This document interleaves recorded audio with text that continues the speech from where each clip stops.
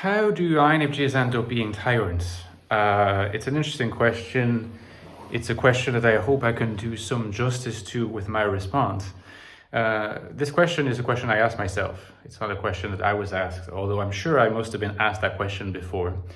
But I want to answer it particularly with reference to my tripartite scheme developed in my latest book, The Infinite Soul. Okay, in The Infinite Soul, I propose that there is a distinction to be drawn between three subtypes of INFJ: the adaptive submissive, the solipsistic, and the liberated, also called the spiritualized INFJ. And it occurred to me, actually, in fact, a few months ago, but I kind of tabled that discussion with myself or with others to a later stage because I thought, I need to do some more thinking on this. Is precisely, given this particular scheme, how can an INFJ end up being a tyrant or a dictator or an absolute monarch of some sort, right? And an arguably kind of successful one at that. At least we have some examples in history of people who might well have been INFJ and who would fit that category. Now, one of the reasons why I find myself kind of pervaded by doubt is that it seemed to me that that tripartite scheme did not allow me sufficient conceptual freedom and leverage to give an account of how an INFJ can become a tyrant. Because on the one hand, you have the adaptive submissive INFJ. They are not really INFJs with vision. They suppress their NI vision in order to get along with other people. They want to avoid conflict. So this kind of INFJ is not going to become a tyrant.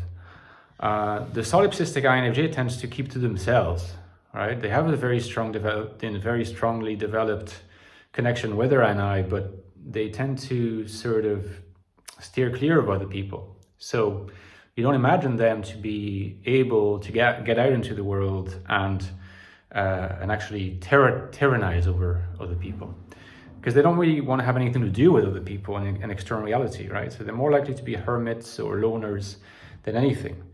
And then finally, the spiritualized or liberated INFJ is an INFJ who's made peace with the world. They're profoundly wise and peaceful people, and they just don't fit the tyrant stereotype at all, right? So it would seem as if, at least at first glance, as if we were stuck. There's something missing. There's a gap that has not been filled by this particular tripartite classification. But upon thinking about it further, I think that we can actually use that classification to account for the possibility of INFJs becoming tyrants not so much if we broaden it, but if we make it a bit more precise. I think there's only one of those subtypes of INFJ who's capable of becoming a tyrant. It's certainly not the adaptive submissive. There's just no way that could happen. It's also not the liberated INFJ because it just goes against all the principles that they embody. The only subtype of INFJ who's capable of becoming a tyrant, of course, if you're that type, and there's many of us who are that type, in fact, I probably am that type most of the time, because there's some fluidity between modes of being, since like the Infinite Soul is focused on modes of being rather than strict types. If you want to hear more about it, get the book. It's a book on how INFJs can live well in the modern world. INFJ life in the modern world. The world is often felt to be hostile to us. Looks at the detail of INFJs' engagement with the world and focuses on how to attain purpose, meaningfulness, and rich lives. It's quite new, fresh out of the oven. You can get it at the link below, or leave a review, because I'm always looking for reviews of the book. Helps with the referencing on Amazon. This is the reason. So the solipsistic INFJ, I think, as a category, encompasses quite a lot of different kinds of INFJ, and it probably requires, maybe it's something that I will do in a future book or in a future edition of The Infinite Soul, if that should see the light of day. It seems to me that, like many things in life, these subtypes are a spectrum. Of course, they're a spectrum, but within the solipsistic INFJ spectrum, I think that there are two poles, There is the really isolated, like world-weary and withdrawn INFJ, that one is not going to develop any kind of resources to become a dictator. In fact, they won't want to. They have no interest in that. They're too internally focused on their, anti-visionary fantasies. And I don't mean fantasy in a negative term, they just produce a lot of fantasy activity. But on the other side, like the other pole of the solipsistic spectrum is what you could call high-functioning solipsistic INFJs. INFJs that have a very solipsistic worldview, but are nevertheless able to function quite well in the world, and whose FE is actually quite well developed. And I think that these INFJs are potentially dangerous. Not always. I mean, again, like I don't think I'm a dangerous person. I probably would qualify as somewhat a high-functioning solipsist, to be honest. And there's probably many of you who might resonate with this notion. You can function reasonably well in the world. You can have jobs. You can have relationships. You can, have friends. People like you. They like your presence. You don't withdraw from the world constantly, and yet fundamentally you see yourself as having the attributes of a solipsist. And I think that's what we could call high-functioning solipsism for INFJs. It's an INFJ thing. It probably is an INTJ thing too, by the way. But anyway, and I think that high-functioning solipsism for INTJs probably explains also the existence of INTJ dictators, effective ones at that too, probably more than INFJ dictators.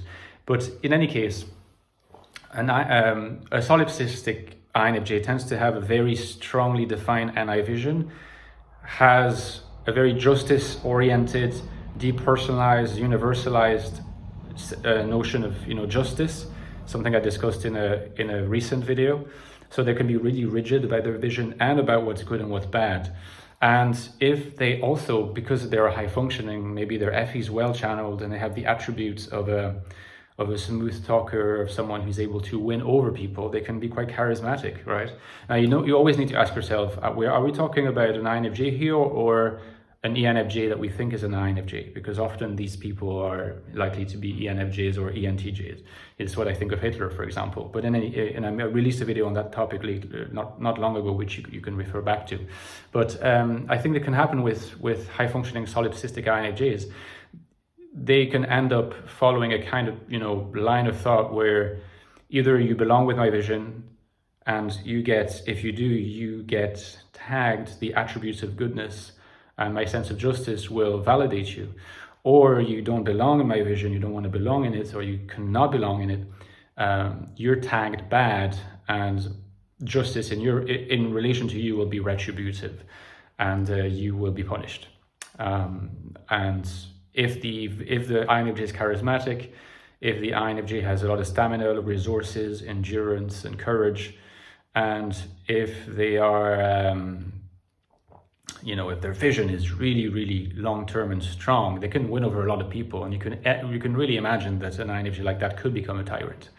It's going to be rare, and often I would say that the path that is required to get to that level requires so much socialization and social interaction and cunning and craftiness at all levels that it's going to make it very hard for any INFJ, including a high-functioning solipsist, to get to that stage, which is why I think often if these INFJs have existed, maybe like their accession to the throne, so to speak, was probably facilitated by their being an heir, like already being part of the family. So like their accession to the throne was facilitated by a natural sense of, hereditary legitimacy, for example, something along those terms. They were kind of propelled forward without having to do all the sort of spade work by themselves, because I think that would be hard for any INFJ. We always have to ask ourselves, how did they make it to power? If there was a huge amount of FE socialization to do, more likely to be an ENFJ, probably.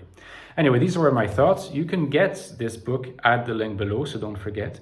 The Infinite Soul is available, and it needs your reviews too, your purchases and your reviews. Check it out on finding meaning, purpose, and value in the world today, right? My new book, fresh out of the oven.